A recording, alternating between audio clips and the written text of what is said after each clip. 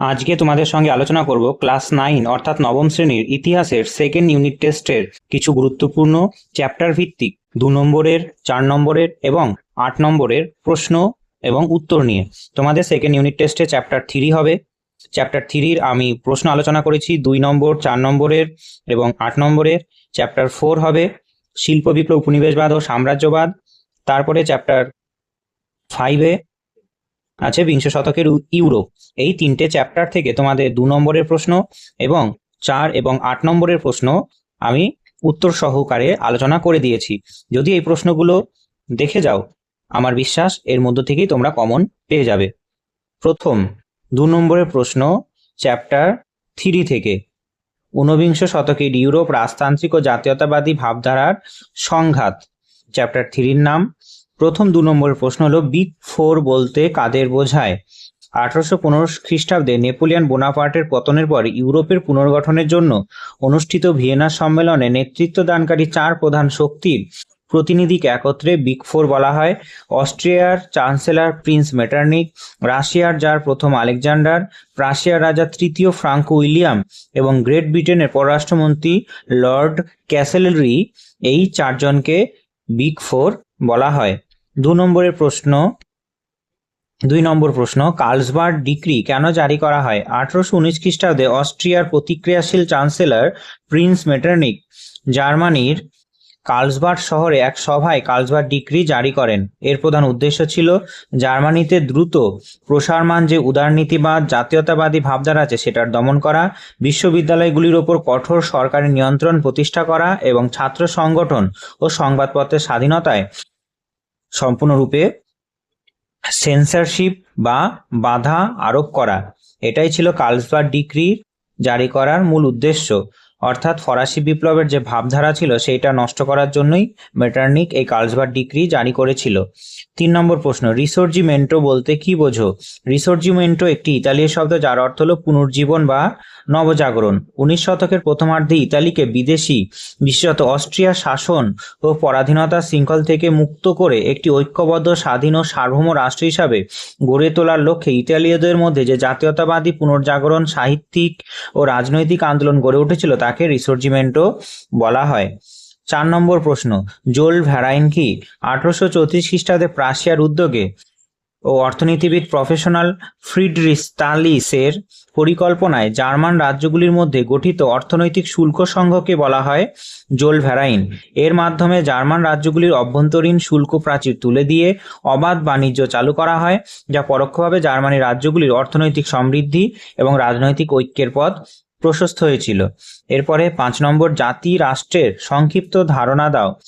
জাতিরাষ্ট্র হলো এমন একটি ভৌগোলিক ও রাজনৈতিক সার্বভৌম রাষ্ট্র ব্যবস্থা যেখানে বসবাসকারী সংখ্যাগরিষ্ঠ জনগণ সাধারণত ভাষা, ইতিহাস, সংস্কৃতি ও জাতীয়তাবাদী ভাবধারার সূত্রে গভীরভাবে ঐক্যবদ্ধ থাকে এবং তারা চায় রাষ্ট্রের সীমানা ও জাতির পরিচয় এক ও অভিন্ন হোক।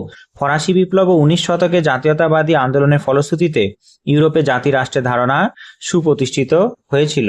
6 নম্বর প্রশ্ন হেটেরিয়া ফিলিকে বা বন্ধু সংঘ হলো 6 নম্বর প্রশ্ন হেটেরিয়া ফিলিকে কি? হেটেরিয়া ফিলিকে বা বন্ধু সংঘ হলো 1814 খ্রিস্টাব্দে রাশিয়ার অন্তর্গত ওডেসা বন্দরে প্রতিষ্ঠিত গ্রিক বিপ্লবীদের একটি গোপন সংগঠন। অটোমান তুর্কি সাম্রাজ্যের অত্যাচারের শাসনের হাত থেকে গ্রিসকে স্বাধীন করা এবং গ্রিক জাতীয়তাবাদের বিকাশ ঘটানোই ছিল এই সংগঠনের মূল উদ্দেশ্য। 4 নম্বরের প্রশ্ন কি আসতে পারে? প্রথম 4 নম্বরের প্রশ্ন আসতে পারে মেটারনিক পদ্ধতির ব্যর্থতার কারণগুলি কি ছিল? 1815 থেকে 1848 খ্রিস্টাব্দ পর্যন্ত অস্ট্রিয়ার চ্যান্সেলর মেটারনিক ইউরোপের রাজনীতিতে একছত্র প্রভাব বিস্তার করেছিল, কিন্তু তা সত্ত্বেও তার মেটারনিক পদ্ধতি শেষ পর্যন্ত ব্যর্থ হয়। কেন হয়? সময়ের তিনি বিরুদ্ধাচরণ করেছিল। মেটারনিক ফরাসি বিপ্লবের যে উদারনীতি, গণতন্ত্র ও জাতীয়তাবাদ ছিল সেটাকে অস্বীকার করে পুরাতন রাজতন্ত্র ফিরিয়ে আনতে চেয়েছিল, যা সেই সময়কার যুগ ধর্মের বিপরীত ছিল। 2 নম্বর কৃত্রিম শক্তি প্রয়োগ। তিনি চেয়েছিলেন যে কোনো রকম ভাবে উদারনীতি ভাবনা চিন্তা যাতে প্রসার না হয়, তার জন্য তিনি দমন নীতি, কঠোর সেন্সরশিপ, গোপনে পুলিশ বাহিনীর সাহায্যে জনগণের যৌক্তিক দাবি স্তব্ধ করার চেষ্টা তিনি চালিয়ে গেছিলেন, যা দীর্ঘস্থায়ী হওয়া সম্ভব ছিল না। মানুষ এর বিরুদ্ধে প্রতিবাদ জানাতে শুরু করে। 3 নম্বর প্রশ্ন শক্তিগুলির মধ্যে মতভেদ। কনসার্ট অফ ইউরোপ বা ইউরোপীয় শক্তি সমবায়ের সদস্য রাষ্ট্রগুলো যেমন ইংল্যান্ড, রাশিয়ার নিজস্ব স্বার্থ সম্পর্কিত নীতি মেটারনিকের উদ্দেশ্যে ব্যাহত করে। আর 4 নম্বর, 1848 খ্রিস্টাব্দে যে ফেব্রুয়ারি বিপ্লব হয়েছিল ফ্রান্সে, সেটার ঢেউ ইউরোপের চারপাশে ছড়িয়ে পড়ে এবং অস্ট্রিয়াতেও গণ উত্থান ঘটিয়ে মেটারনিকের পতন ত্বরান্বিত করেছিল। এরপরে 2 নম্বর প্রশ্ন, ভিয়েনা সম্মেলনে যোগদানকারীদের দাবি উদ্দেশ্যগুলি লেখো। এই সম্মেলনে গৃহীত মূলনীতিগুলির সংক্ষিপ্ত পরিচয় দাও। ভিয়েনা সম্মেলন কেন হয়েছিল? যে নেপোলিয়নের পতনের পর ইউরোপের পুনর্গঠনের জন্য অস্ট্রিয়ার রাজধানী ভিয়েনায় মিত্রশক্তি এক সম্মেলন বসেছিল। তাদের উদ্দেশ্য ছিল যে ইউরোপ কর্তৃক যে বিধ্বস্ত হয়েছে নেপোলিয়নের দ্বারা, সেই ইউরোপের মানচিত্রের পুনর্গঠন ও প্রাচীন রাজতন্ত্র প্রতিষ্ঠা করা। নেপোলিয়ন বিরোধী যুদ্ধে যোগদানকারী যে দেশগুলো ছিল তাদের কাছ থেকে ক্ষতিপূরণ আদায় ও পুরস্কৃত হওয়া, আর ভবিষ্যতে ফ্রান্স যাতে পুনর্জীবিত হয়ে ইউরোপীয় শান্তি বিঘ্নিত করতে না পারে তার ব্যবস্থা করা। গৃহীত মূল নীতিগুলি কি ছিল? প্রথম মূলনীতি ছিল ন্যায্য অধিকার নীতি। ফরাসি বিপ্লবের পূর্বে ইউরোপের বিভিন্ন দেশে যে সমস্ত রাজপরিবার রাজত্ব করত তাদের পুনরায় সিংহাসনে পুনর্বাসিত করার উদ্দেশ্য এই ছিল। কাদের? এই মেটারনিক, যে অস্ট্রিয়ার চ্যান্সেলর ছিল, তিনি এই ভিয়েনা সম্মেলনে উদ্যোগ নিয়ে এটা করেছিল। যেমন ফ্রান্সের যে বুর্বো রাজবংশ ছিল সেটাকে আবার পুনরায় ফিরিয়ে দেওয়া। তারপর 2 নম্বর, শক্তি সাম্যনীতি। কোনো একক রাষ্ট্র যাতে ইউরোপে অতিরিক্ত শক্তিশালী হয়ে অন্যদের স্বাধীনতা বিপন্ন না করতে পারে সেজন্য ফ্রান্সকে চতুর্দিক থেকে শক্তিশালী রাষ্ট্রের একটা বেষ্টনী তৈরি করা। আর 3 নম্বর কি ছিল? ক্ষতিপূরণ নীতি। অর্থাৎ নেপোলিয়নের বিরুদ্ধে যুদ্ধকালে যেসব দেশের ভূখণ্ড ক্ষতিগ্রস্ত হয়েছিল তাদের অন্য ভূখণ্ডে প্রদান করে ক্ষতিপূরণ আদায় করা ছিল সব থেকে গুরুত্বপূর্ণ আর একটা নীতি। ঠিক আছে? অর্থাৎ নেপোলিয়ন যে যে জায়গাগুলো দখল করেছিল সেই জায়গাগুলো পুনরায় সেই সমস্ত দেশকে ফিরিয়ে দেওয়া। তারপর 3 নম্বর প্রশ্ন 4 মার্কসের আসতে পারে যে বিসমার্কের রক্ত ও লোহনীতির পরিচয় দাও। Prussia chancellor Otto von Bismarck অনুধাবন করেছিলেন যে কেবলমাত্র বক্তৃতা বা গণতান্ত্রিক আলোচনার মাধ্যমে জার্মানির ঐক্য সম্ভব নয়। তাই প্রাশিয়ার অধীনে জার্মানিকে ঐক্যবদ্ধ করার জন্য তিনি কঠোর এক সামরিক নীতি গ্রহণ করেছিল, অর্থাৎ তিনি যুদ্ধনীতি গ্রহণ করেছিল। এই যুদ্ধনীতিকেই রক্ত এবং লোহনীতি বলা হয়। এই নীতির মূল কথা কি ছিল? যে আজকের দিনে মহান প্রশ্নাবলী, বক্তৃতা বা সংখ্যাগরিষ্ঠের প্রস্তাবের দ্বারা কোনো রকম মীমাংসা হবে না। অর্থাৎ মহান কথা বলে কোনো রকম সমস্যার সমাধান হবে না। তার জন্য চাই রক্ত লৌহ, অর্থাৎ গণতন্ত্রের পথের পরিবর্তে সামরিক শক্তি ও যুদ্ধনীতির দ্বারা আমাদের জার্মানিকে ঐক্যবদ্ধ করতে হবে, লক্ষ্য অর্জন করতে হবে। তিনি কি এমন ধরনের নীতি প্রয়োগ করেছিল? এই নীতির বাস্তবায়নের জন্য বিসমার্ক 3টি সফল যুদ্ধে আশ্রয় নিয়েছিল। একটা ছিল স্লেজুইক ও হলস্টেন লাভ করেছিল ডেনমার্কের বিরুদ্ধে যুদ্ধ করে 1864 সালে, অস্ট্রিয়ার বিরুদ্ধে যুদ্ধ করে 1866 সালে সেডওয়ার্ড যুদ্ধ হয়েছিল, সেখান থেকে তিনি লাভ করেন, জার্মানি থেকে অস্ট্রিয়াকে বিতাড়িত করেন।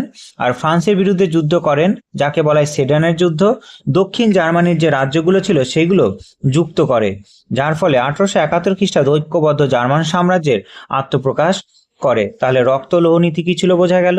এরপরে 4 নম্বর আরেকটা গুরুত্বপূর্ণ প্রশ্ন হলো ইতালির ঐক্য আন্দোলনে মাসিনি, কাভুর এবং গ্যারিবিল্ডের ভূমিকা আলোচনা করো। ইতালির ঐক্য আন্দোলনে 3 জন জননায়কের ভূমিকা ছিল খুবই গুরুত্বপূর্ণ। মাসিনি ছিল ইতালির ঐক্য আন্দোলনের মস্তিষ্ক ও আত্মা। তিনি ইয়ং ইটালি দল গঠন করে ইতালির যুব সমাজকে গণবিপ্লবে অনুপ্রাণিত করেছিল। তিনি ইতালীয়দের মধ্যে জাতীয়তাবাদের আদর্শ ও ঐক্যের চেতনা জাগিয়ে তুলেছিল। ক্যাভুর কূটনীতিবিদ ছিলেন তিনি। পিডমন্ট সার্ডিনিয়ার প্রধানমন্ত্রী হিসাবে ক্যাভুর ইতালির অভ্যন্তরীণ সংস্কার ও আধুনিকীকরণ করতে চেয়েছিলেন। তিনি বুঝতে পেরেছিলেন যে আন্তর্জাতিক সাহায্য ছাড়া অস্ট্রিয়াকে তাদের দেশ থেকে তাড়ানো সম্ভব নয়। তাই তিনি প্লেমবেয়ার্স চুক্তির মাধ্যমে ফ্রান্সের সাহায্য নিয়ে অস্ট্রিয়াকে পরাজিত করেন এবং মধ্য উত্তর ইতালিকে ঐক্যবদ্ধ করেন। তারপরে গ্যারিবিল কি করেছিল? তলোয়ার ও সামরিক শক্তি দ্বারা ইতালিকে ঐক্যবদ্ধ করেছিলেন। মাৎসিনের শিষ্য গ্যারিবেল তার স্বেচ্ছাসেবী লালকোর্তা বাহিনী নিয়ে সিসিলি ও নেপলস জয় করেছিলেন। তিনি ব্যক্তিগত স্বার্থ বিসর্জন দিয়ে দক্ষিণ ইতালিকে সার্দিনিয়ার রাজা দ্বিতীয় ভিক্টর ইমানুয়েল হাতে তিনি তুলে দিয়েছিলেন। এইভাবে এই তিনজন ব্যক্তি ইতালির ঐক্য আন্দোলনে সব থেকে গুরুত্বপূর্ণ ভূমিকা নিয়েছিল। ঠিক আছে, এই কটা প্রশ্ন তোমরা কোন চ্যাপ্টারের জন্য করবে? ঊনবিংশ শতকের ইউরোপ রাজতান্ত্রিক ও জাতীয়তাবাদী ভাবধারার সংঘাত।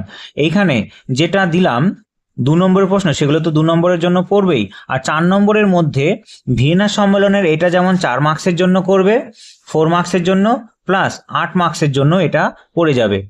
ঠিক আছে, বিসমার্কের রক্তলোহ নীতি যেটা, সেটাও 4 মার্কসের জন্য করবে প্লাস 8 মার্কসের জন্য করবে।